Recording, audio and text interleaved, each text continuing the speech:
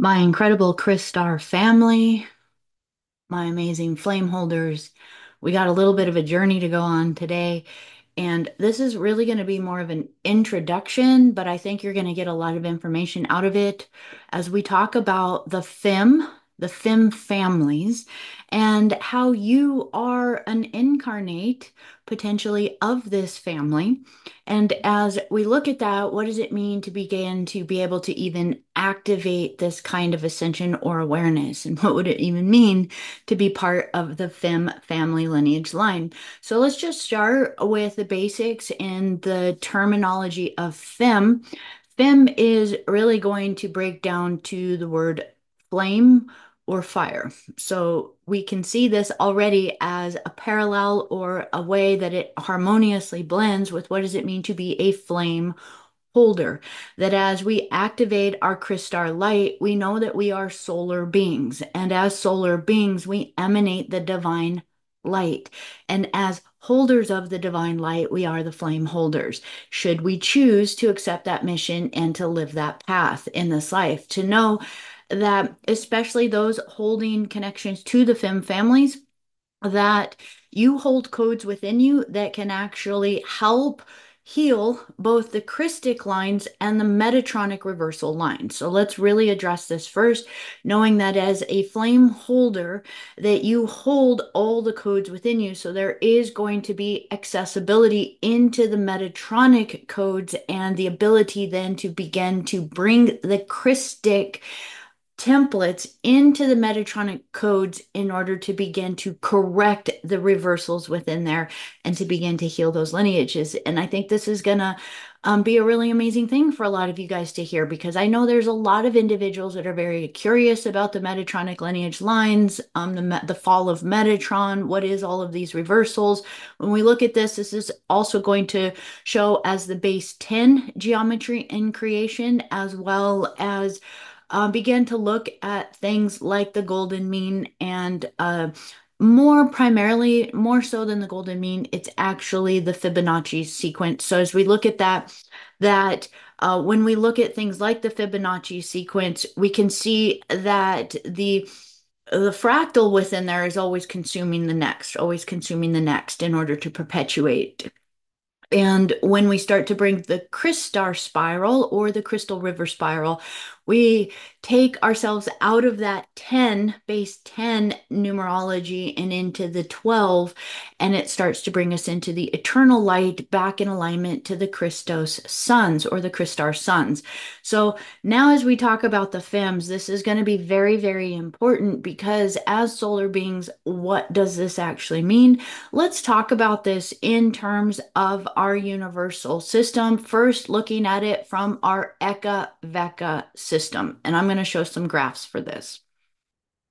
So the very first thing we want to really look at is, let's look at what is an Eka Veka system.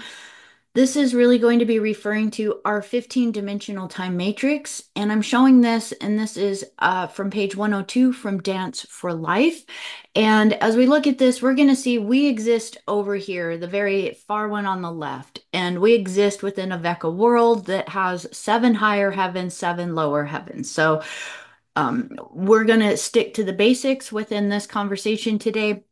But please know, this is kind of the bare minimum of kind of the creation that we're in right now, that this one would encompass the first harmonic universe of this density, this carbon-based density that we're living in.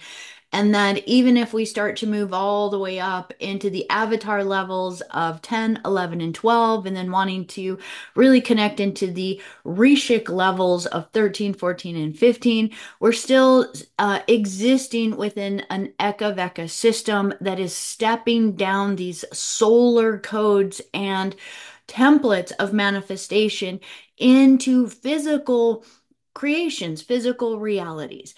Now, I wanted to show this diagram. It's very linear in the sense, but it's going to give you a great template base to start with. And within this, as we get to look at this, we're going to see that the 7 higher and 7 lower heavens of the Eka Veka system then begin to move into what it would be the Eka, or the inner God worlds. Okay, so it goes inner, middle, higher, and then core worlds. And this again is from the Dance for Life. You're going to see the terminology is going to expand a little bit, but it's going to build on this. So, kind of, you can see the dimensional planes going up as we connect to the core worlds. We're all the way over here at 48 dimension, right? So, we love doing our 48 dimensional shield right now because when we do our 48 dimensional shield, we are truly connecting to the primal God seed and the core world. Now, as we look at this, let's now check it out from another graph that's going to give us a little bit now of an expansion that's just going to go and kind of expand our minds one more level. So now we're going to move over to this one is actually coming from KDDL2. And this is the structured bubble of eternal life creation in the eternal first field of intelligence, or the FE here. And we'll get to these graphs. Let's expand this really quick and just kind of blow our minds for a moment. So within this, we're seeing the many manifest worlds of conscious fields of creation, the one cause Maya. So let's just kind of keep it as cause Maya for right now. So we're going to see that this Eka system we live in is our 15-dimensional time matrix. One 15-dimensional time matrix again is the Eka system. So now let's kind of move over to the right-hand side and kind of read it this way as we go down. 12 Eka systems equal an Ekasha. 12 Ekashas would equal an Ekashe. So I just wanted to bring you over here again. So you're going to see again, you have the Eka Veka system, and remember, 12 of those is going to create the next one. 12 of those is going to create the next one. 12 of those is going to create the next one. So I just wanted to kind of dance back and forth really quick so that you get that perspective. So now as we get to see this, 12 Akasha A's is actually going to be one cosmic matrix, okay? And it just keeps going down within here. So she breaks it down within this document that you could actually see that this basically is going to start to create the Eucharistic. So when we think of the Ankh body and the Eucharistic body, now we're coming into a cosmic matrix. And then cosmic matrices, matrices, actually, the better way of saying it, six of those actually creates a cosmic cluster. Two cosmic clusters creates an entire cosmos. Now we keep going over here. Six cosmos is 12 cosmic clusters, and this kind of breaks down. I don't want to keep confusing us in there. And then 12 cosmos is going to be creating one cause Maya. All right. And then we'll take it down one more that we have within the cause Maya. This is where we're going to start to connect to what are the core suns, right? So the cause Maya, we're just going to kind of pause right there. She takes it down kind of a little bit into a cause Minya. Um, but we're going to stop at cause Maya. There's a cause Maya and a cause Maya. And here's the level we're just connecting to right now at this time. Basically, it's right at the edge, and it is actually the fields of Elasa that connect us to the absolute of the all. So now let's shrink that down a little so that we can see over here. And so again, we have one cause Maya over here, and here's the really amazing geometry. And then times 7 equals one cause Maya. It's just taking it out a little bit further. This is more of a visual than you'd see that 4 cause Mayas, 1, 2, 3, 4, start to create the next, the Astraya Jatu. And then we would take that over here, that 3 of these would then create the FE, the eternal fields of all creation. I'm going to kind of expand this idea, this perspective as you guys are looking at this. I'm also going to invite you to take this in towards, obviously we don't have the technology yet to look into an atom to this depth, but that this is also going to be replicated as above, so below, as within, so without. This is also the cosmos exists right inside of you. Let's go down a couple pages within here, and I want to start to show this as a little bit of a perspective because as we're looking at this, there's actually a term in here I want to kind of bring a little bit of consciousness to it. It's called the sheath of Leela. Basically, or the eye of Leela, that these are going to be energy fields that you can connect to, and as we look at these divine templates, they'll take you in more and more to the core. So when we keep saying the core, what are we getting to the core of? We're getting to the core of creation. We're getting into the eternal fields of consciousness of the eternal creator, the creator of all that is. So even if you think of the FE or the eternal first fields of intelligence, we're really just looking at the mind of the all, if you want to look at it from kind of that perspective, that it is the original consciousness of all creation, and that it kind of everything is about taking us inward, inward, inward, inward, inward into that ultimate connection to divine source. And when we say source, we're learning that source kind of keeps going in, and there's a massive connection that we can have to source, and that the waves or the flames are what emanate us from source. Therefore, the flames are what can reconnect us back to source. Now, when I say it, Leela, I want to touch into this because there is a huge beautiful connection between a lot of the mantras and yantras of creation that come through, say, the Vedas and those ancient teachings. The terms just vary just a little bit sometimes in the sound tones of it, but there is parallels between them. And why do we connect to the Divine Mother when we really look at a lot of these teachings, even when we connect to Elesa or Elesa Ma, as I like to say, from the Keylontic perspective, we are really connecting to the Divine Mother of creation. And when you look at a lot of the different mantras and connections back to the Divine Mother, you're going to see some of the very same terminology within there. Even Kale and Kali is referred to here, and we will dive into that more and more as we look at a lot of these graphs because that is within here, and they're passageways, they're connections back to divine source. And even when we look at the sheath of Leela or the eye of Leela, um, in a lot of the mantras, it would be Lilita, Lelita. So this is the divine cosmic mother. It's the loving mother. It is an aspect of her that bridges us back to all creation. And a lot of the mantras that we do in unison with the Keylontic information as far as working with the Anuhazi language really work in harmony together to activate our flame bodies. So let me tie a little bit of this in, just kind of in more of a perspective or a story.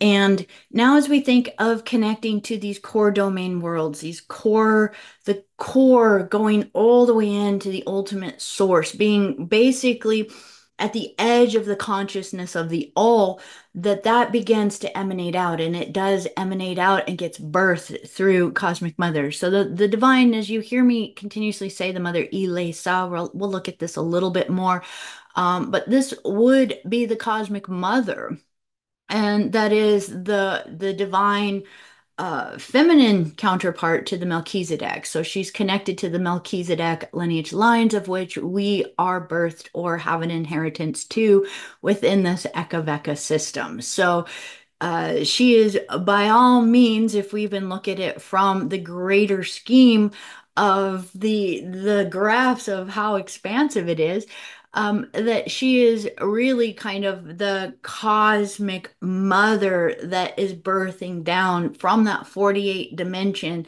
down into this point of creation where we are.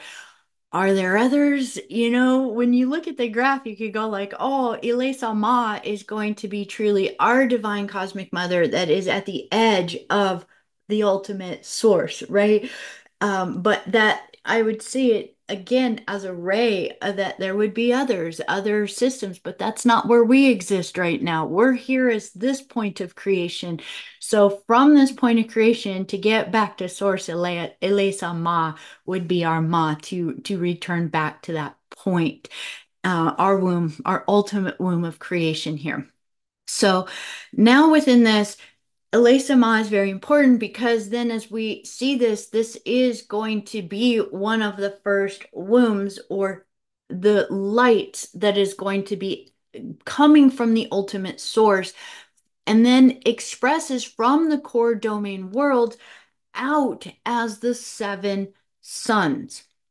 Okay, and when I say seven suns, we're saying seven suns, S-U-N, as luminary bodies. And as these seven suns ray out, these seven suns would be in the next step down of creation. So they're in the inner domain. Okay, now within the inner domain or the eternal creation fields in the internal, there are eternal fields. These eternal suns are the Kristalla, the Ka, Ra, Ya, Sa, Ta, Ha, La. They are the seven sons of creation. Now, within that, please start to kind of connect to the sound tones. Ka, Ra, Ya, Sa, Ta, Ha, La. They're flames, they are suns, they are solar beings. And each of these seven suns then began to emanate out into birthing creations. And there are 49 primary plasma currents. Now, 49 can sound like a very random number, but 7 times 7 is 49. So, seven suns, each one then emanating out, seven more rays from them would be 49 plasma currents coming from these fields.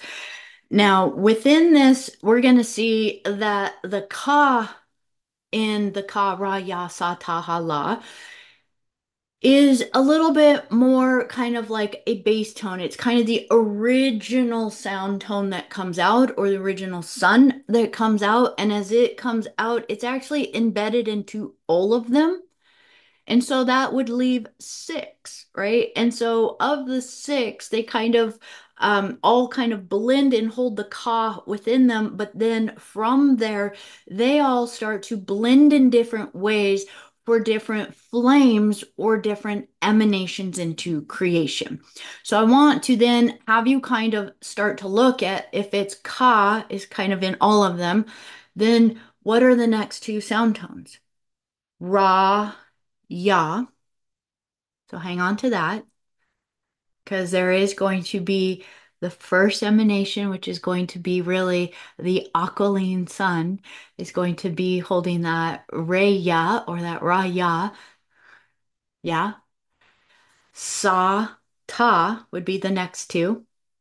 Ha, La would be the next two, right? Ra, Ya, right? So Ka, Ra, Ya. So Ra, Ya. The next two, sa ta, the next two, ha la. So if you can kind of see that now, ka is emanating through all of them, but then it emanates through the raya, it emanates through the sa ta, it emanates through the ha la. Perfect. So now as we look at that, we're going to see this as starting to already look like the Trinity flame. And they really are. They're going to be holding kind of more of the blue, the gold, and then the violet within there. So let's go ahead and now break this down a little bit because as we look at this, those very sound tones are the Phims. So now let's look at this. This one's coming from the Alesa Awakening PDF by Ayasha. And oh good, there's a page number 10B that we can see on here. And so now as we look at this within here, we're gonna, there, it goes by the tribes of Tan Ahura, sorry, Tan Ahura. But let's just kind of come down here. So the Kristar Tantrayahura deity plane. So when we look at these core suns, there's another term that really starts to get brought forward, which is the deity planes of creation. So as we get to look at this, they're going to now start to be talking about right here. Let me just, oh, I actually don't have a searchable document on here. Sorry, I can't highlight it. So if you can see the mouse. So this is when it says K plus 8. So it's the Karayasa Tahala suns. So the Kristalla suns plus the eighth hidden sun behind it, which connects us to the Elesa Ma. So now as we see this, we're going to see these are gate walkers and they are our areas. So there's another term that she utilized at one point in time describing some of the Phim families, and that was the Aminas. And that this actually has to do a lot with the word of love, and that they are kind of the door holders to return us back to source. And when we connect to this, that the base tone in even if we're kind of looking at re or ras, is the okay? Or we got shas over here. I want to just kind of grab you guys on to the term because even if you look at ka, ra, ya, sa, ta, ha, la, the sound tone, which is actually referred to as the passkey code when you look at bija sound tones and mantras, is always the last sound. So even if it's k, so ka, is going to be the power sound within there, and this is going to be the collective lineage. This is really, really important. It's kind of like the first sound tone that's coming out. So now as we look at the first, they also operate in the same densities that we do. So we're in a 15-dimensional time matrix that has 5 densities or 5 harmonic universes, each of them holding 3-dimensional bands within them.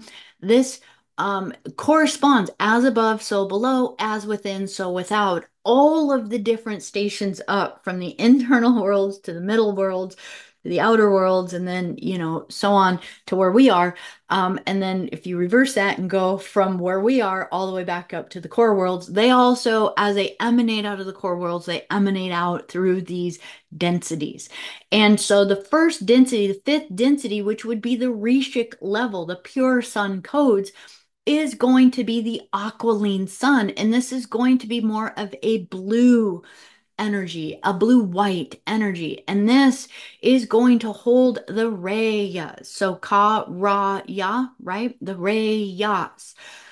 Now, when we connect to this, this is at the Rishik level. It is almost the ultimate highest level that can be. They step down. There is no better than or less down. Each one holds kind of the template, so the next vibrational tone can go down, and the next vibrational tone can go down, and the next one can go down, and step down, down, down, down, down, down, down, all the way to where it can hold enough of a quanta that we can hold it within our body. All the way here in this point of creation where we are.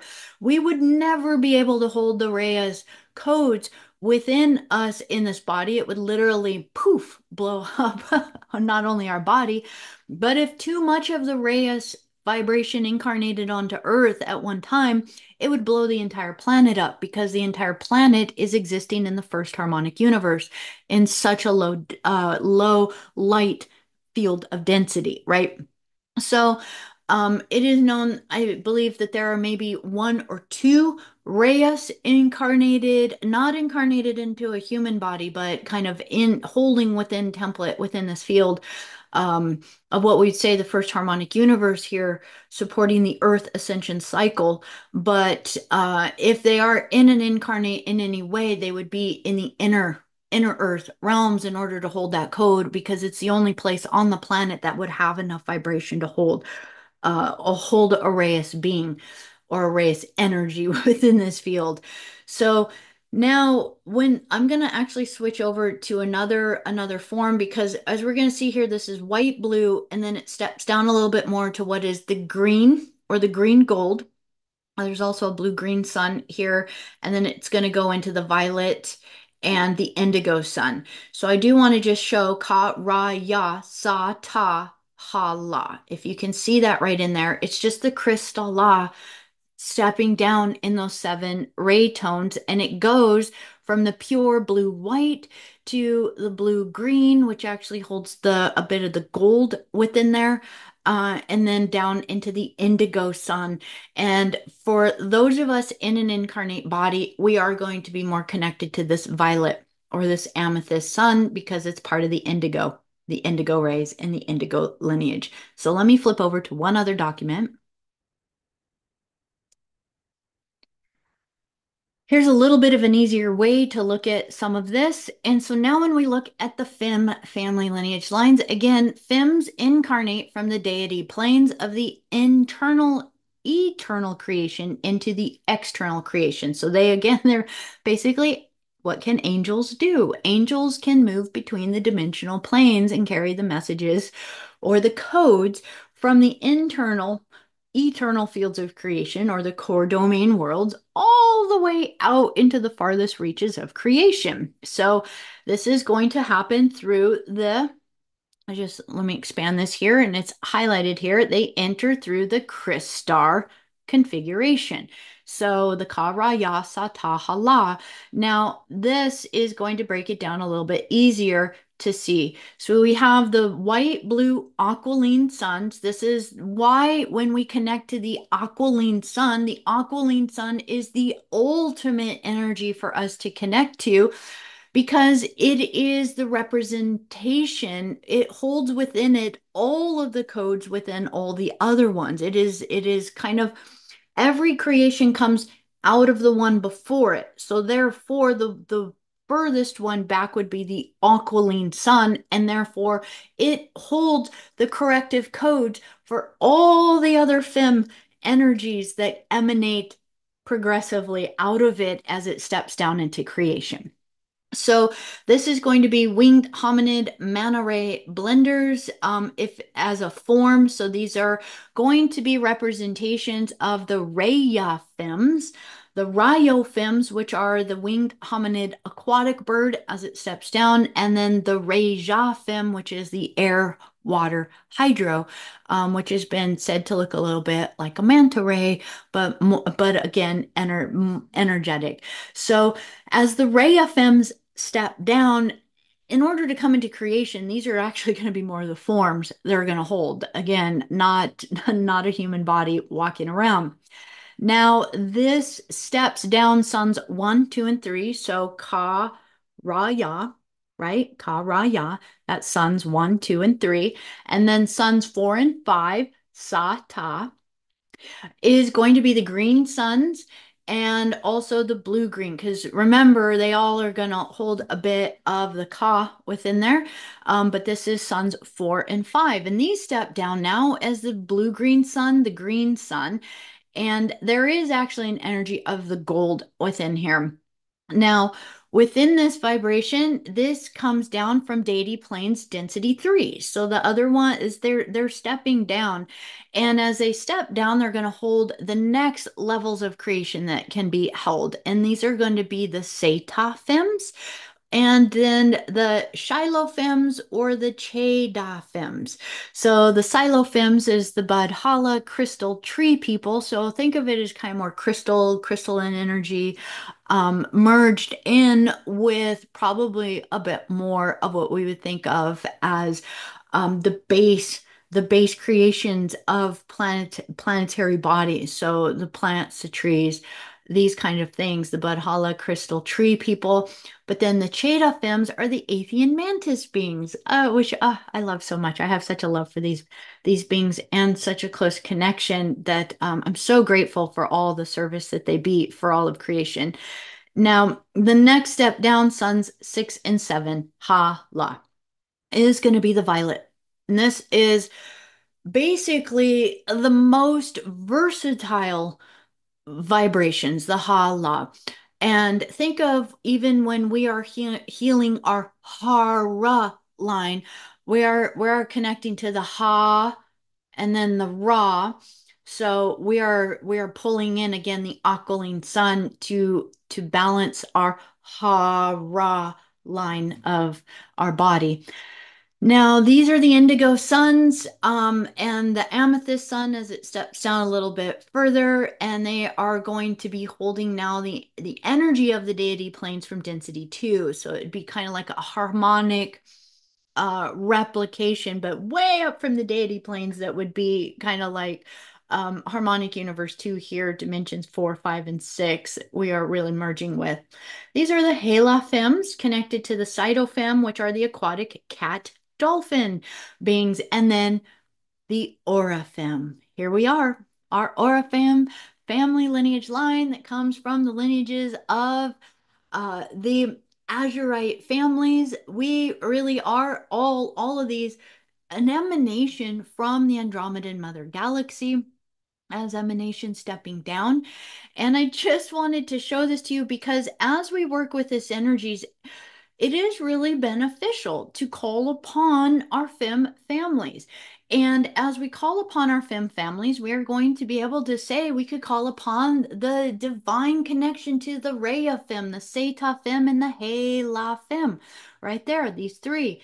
And as we call upon them, we can also call upon some of the sub families of the Rhyophims, the Rajaphims, the Shilophims, the Chedaphims, the Cytophims, and the Oraphims, that we are connecting to that as our inheritance. But remember, even though we're in some ways all the way down here and realizing Orifim is really high vibrational frequency, but you can see that Orifim is the base template right here at the bottom that would be able to then be an emanation that emanated out from all of these. So as we call upon our sacred Phim family lineages, we are now reconnecting back beyond, to the deity planes and then beyond that to the core realms.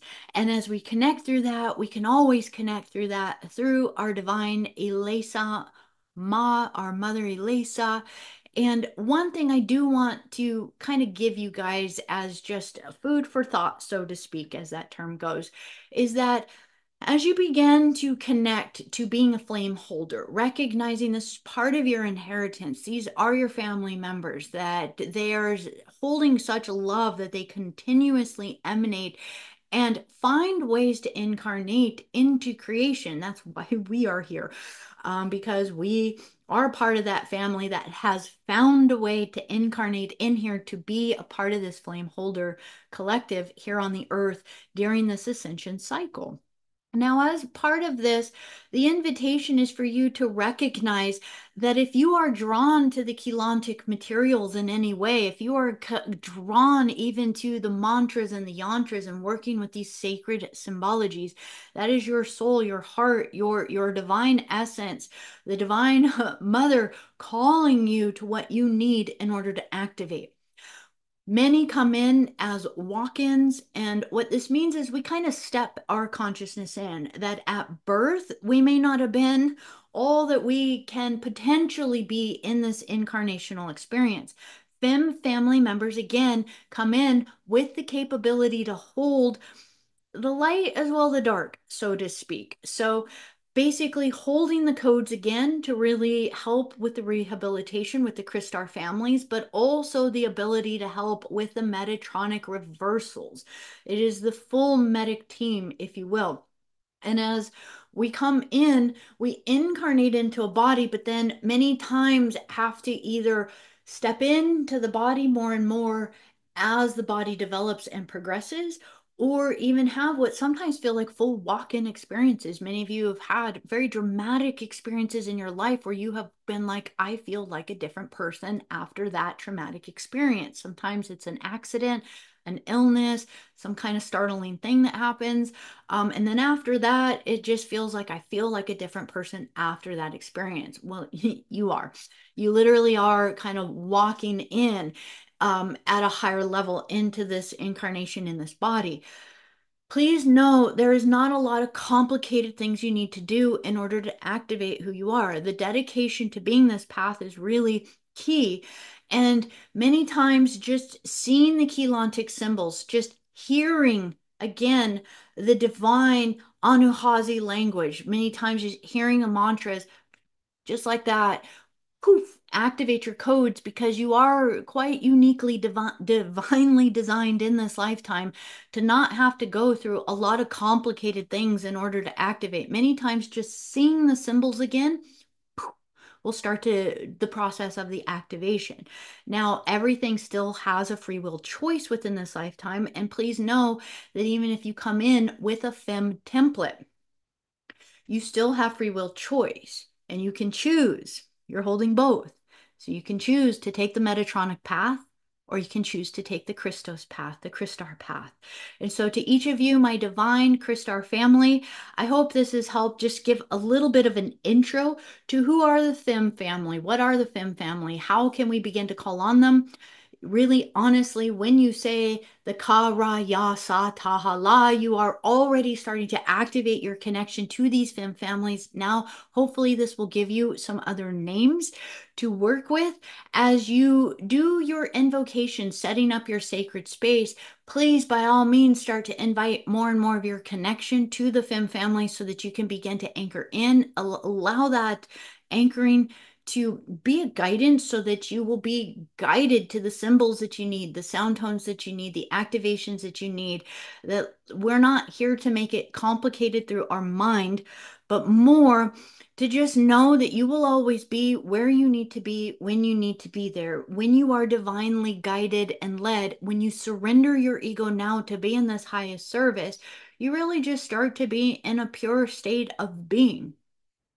And really, it's a very peaceful state of just relaxing and not making life complicated. Just knowing that the fact that you are here in an incarnated body is literally 80% of the challenge. So, with that, my divine beloved Christar family, I love you so much, my flame holders.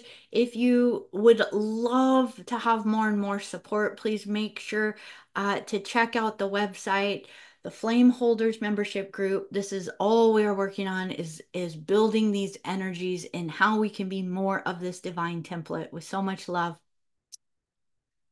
Have such a blessed day.